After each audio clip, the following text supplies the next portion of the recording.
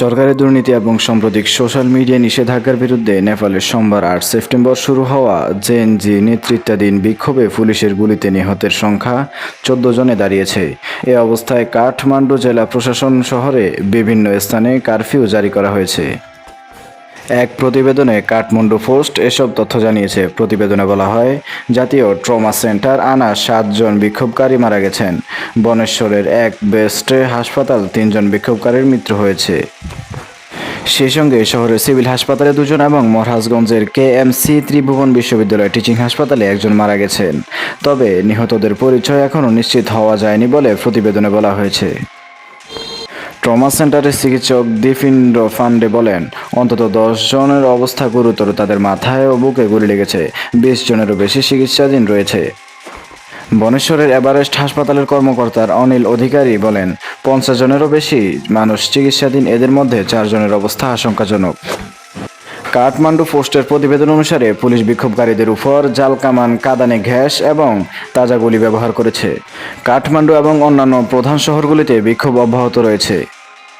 এদিকে কর্তৃপক্ষ জানিয়েছে, আরও অস্থিরতা রোধ এবং সংবেদনশীল সরকারি স্থানে নিরাপত্তা নিশ্চিত করার জন্য কারফিউ জারি করা হয়েছে।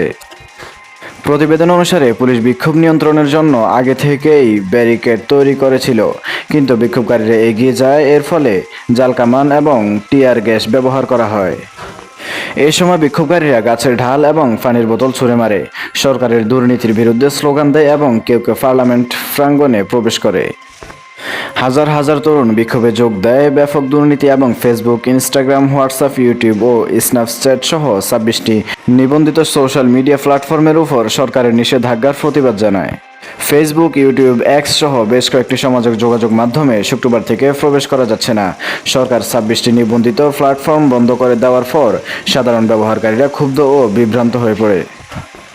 লক্ষাধিক নেপালি বিনোদন, খবর ও ব্যবসার জন্য ইনস্টাগ্রামের মতো জনপ্রিয় প্ল্যাটফর্মগুলোর উপর নির্ভর করে। জেনারেশন জেড বিক্ষোভকারীরা জাতীয় পতাকা হাতে জাতীয় সঙ্গীত গেয়ে কর্মসূচি শুরু করে। এরপর সামাজিক যোগাযোগ মাধ্যমে নিষেধাজ্ঞা ও দুর্নীতির বিরুদ্ধে স্লোগান দিতে থাকেন। ইউজান রাজ ভান্ডারী নামে ২৪ বছর বয়সী এক শিক্ষার্থী বলেন, আমাদের প্রতিবাদের সূচনা শুরু হয়েছে সামাজিক যোগাযোগ মাধ্যম নিষেধাজ্ঞা থেকে। তবে আমরা শুধু এই কারণেই জড়ো হইনি, আমরা প্রতিবাদ করছি নেপালে প্রাতিষ্ঠানিক রূপ নেওয়া দুর্নীতির বিরুদ্ধে। ইক্ষামা তুমরুক নামের ২০ বছর বয়সী আরেক শিক্ষার্থী জানান, তিনি সরকারের স্বৈরাচারী মানসিকতার বিরুদ্ধে বিক্ষোভ করেছেন। তিনি বলেন, আমরা পরিবর্তন দেখতে চাই। অন্য প্রজন্ম হয়তো সহ্য করেছে, কিন্তু আমাদের প্রজন্মের সঙ্গে এর ইতি ঘটতে হবে।